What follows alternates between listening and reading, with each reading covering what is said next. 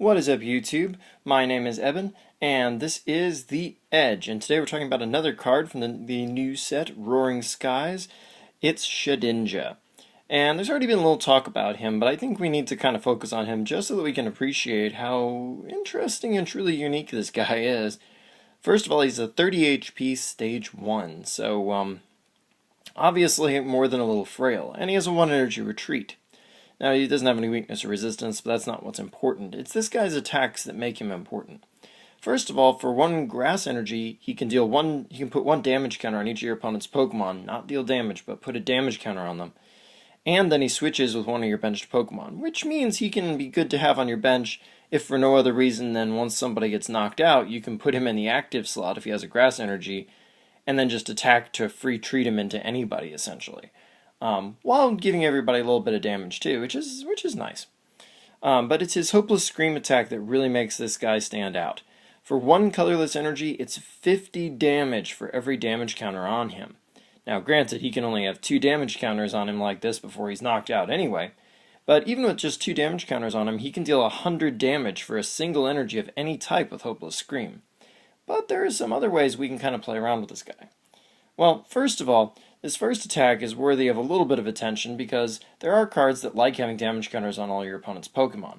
Now, we've already talked about Mega Gallade recently, so I'm going to mention somebody else who can also profit from that, just to be a little different, like Team Magma's Groudon EX. And, of course, Team Magma's Groudon EX doesn't mind, rather, he likes having Silent Lab, and Shedinja doesn't mind Silent Lab at all. So they could be partners in crime, and very good ones, too. But what we're primarily thinking about is ways to put damage counters safely onto Shedinja without knocking him out so that we can use Hopeless Scream to score KOs on big fat EXs to score more prizes faster than our opponent.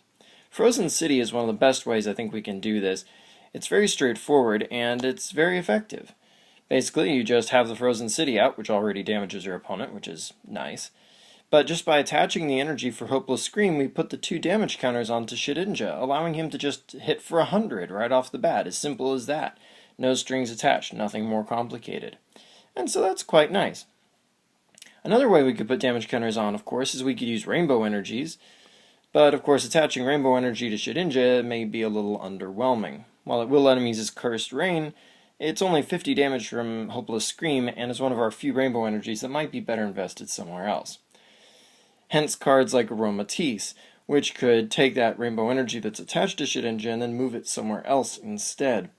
Therefore, we profit from the damage counter onto Shedinja, and at the same time, we're not quote-unquote wasting that energy on him. We can move it somewhere else thanks to Fairy Transfer.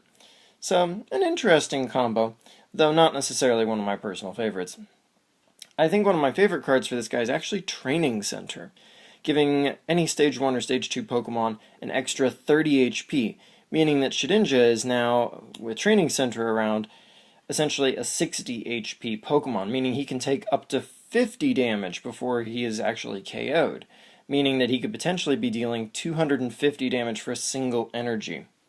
Of course, setting him up for that is going to become the challenge. Well, we can always use cards that deal damage to our own Pokemon, such as the new Zapdos from Roaring Skies as well, who's not a bad Pokemon, and 120 damage for 3 energy really is not a bad deal, especially when this Pokemon only gives up 1 prize when he's knocked out. Of course, the fact that it deals 40 damage to one of your benched Pokemon's not so great, but if you combine it with a Shedinja with Training Center on the field, all of a sudden that 40 damage you deal to your Shedinja on your bench means that Shedinja can come out and deal 200 damage with his attack, which is, of course, pretty impressive, and enough to knock out pretty much anything that's not a Mega. And, of course, there's no law that says we couldn't use this Zapdos in concert with this Rainbow Energy so that we could make Shedinja powerful enough to even knock out any Mega in the game that way, by essentially dealing Raging Thunder to Shedinja for 40, and then attach that Rainbow Energy on the next turn to put that last damage counter on. Another option is Seismitoad EX, one of the cards that Shedinja actually hoses pretty well, as after all, 100 damage from Shedinja is 200 to Seismitoad EX. But Seismitoad EX's Grenade Hammer also deals damage to benched Pokemon.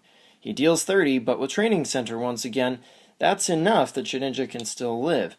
So he'll be able to deal 150 damage just by getting punched with Grenade Hammer.